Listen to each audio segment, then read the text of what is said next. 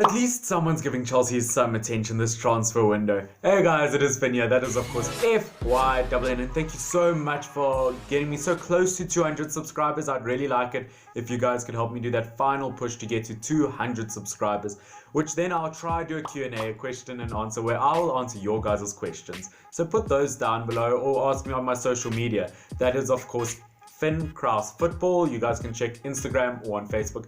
But of course the big news in the world of football is Frank Lampard has returned to Chelsea. Of course, the man has Chelsea in his veins. He is Chelsea himself. He is the man himself, the Chelsea legend. Lots of people are saying, no, he's a traitor. He went to City for a season. I mean, look, he was younger then. He was stupid. He's moved on. Please just forgive him. He's moved on. He's a different guy now.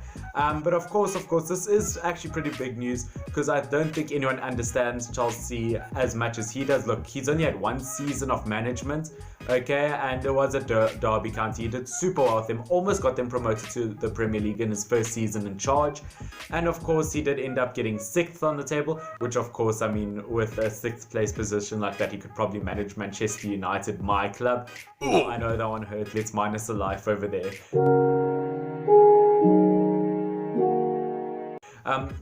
But overall I think he's going to actually do great. Lots of people predict that he's actually going to be the first manager sacked this transfer window. But you know what, I don't know. I think he could actually do reasonably well. I think a huge factor that why he's going to do well is people respect him. I think people look at him and say, that is a legend of the game and we should respect him. Especially people like Rizabalaga, Kepa. I mean, he won't have a tantrum like he did last season, like he did with Surrey. But definitely this season, I think he'll have a bit more respect. Which, by the way, can I get some claps for pronouncing Rizabalaga correct? I mean, that name totally kicked my Aspilicueta. I know, Jesus forbid I make another football joke. I know, I should bail. Okay guys, but moving on from the stupid humor, of course I think, as I said, respect is a huge part. People are definitely going to respect him and try work really hard for him because he really is a legend of the game. And talking about legends of the game, he is apparently talking about bringing Didier Drogba into the coaching staff, which I mean, I think could go very well. I don't know, I've got not too much to say on it because I haven't really seen him work when it comes to that kind of stuff. And Peter Cech is obviously already working for Chelsea when it comes to technical stuff and I believe goalkeeper stuff. And I think that could actually only get on because that could only improve the team. Because let's be honest, I think Cech is very underrated and he was in a, let's call it a struggling Arsenal team. And to Arsenal, hi, thanks for joining us in Europa League. But yeah, as I said, I think a huge reason why Lampard will also succeed is he's really good with working with the youth players, of course. He worked at Derby County and there were so many great youth players that I think were really high potential. And of course, I think he sees that now and he'll go to Chelsea and he'll make use of players that Surrey didn't. For instance, he'll use Hudson-Odoi and he'll use Ruben Loftus-Cheek. And I definitely think that'll be a huge step forward because they can actually work towards the future as well. Kind of like what Manchester United did. Along with they can actually use players they've sent on loan. Because let's be honest, they've sent like 400 players on loan. And it's absolutely ridiculous. I mean, some just names to mention, for instance, is Masunda, who I think lots of people miss. That pacey young player. I think he's 22 years old now. Still got a big future ahead. And of course, now they can actually bring him in. He hasn't officially played for the club yet. Is Pulisic, which by the way, happy belated Independence Day, happy belated 4th of July to all the Americans out there. I hope it was a good one. And of course, to the Americans, I hope Pulisic does well for this club. Of course, it's too early to tell if he's really good or not, but I do think he has quietened down with the kind of talents. I mean, there was a stage where everyone spoke about him, but now it's quietened down quite a fair bit. So let's just hope Pulisic can do something magnificent for Chelsea, because we all know they are going to miss Eden Hazard. Their biggest player has left, and it's really going to leave a hole in the team. I mean, it's very hard. I don't think they can find a player. They can't find a new Eden Hazard 2.0, but they can find someone else with a different kind of skill that can benefit the team, definitely. And whether that's Pulisic, it's too early to tell.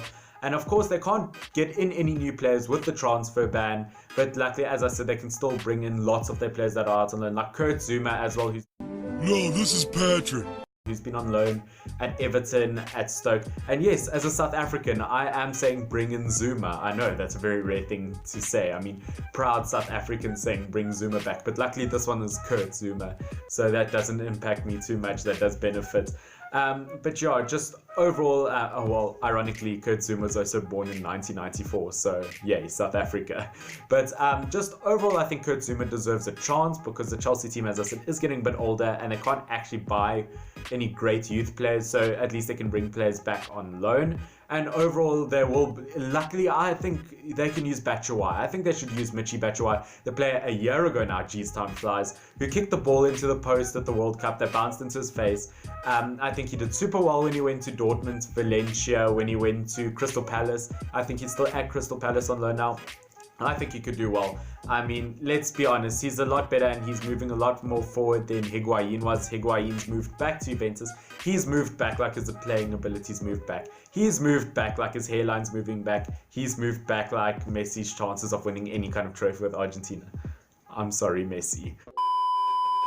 But yeah, just overall, I think Lampard could do super well because, as I said, he knows what's expected. He's won trophies at Chelsea as a player. He knows what's expected, and he will put the pressure on the players to win it in a great way. And I think he understands that players need to be put in the right position when they are played.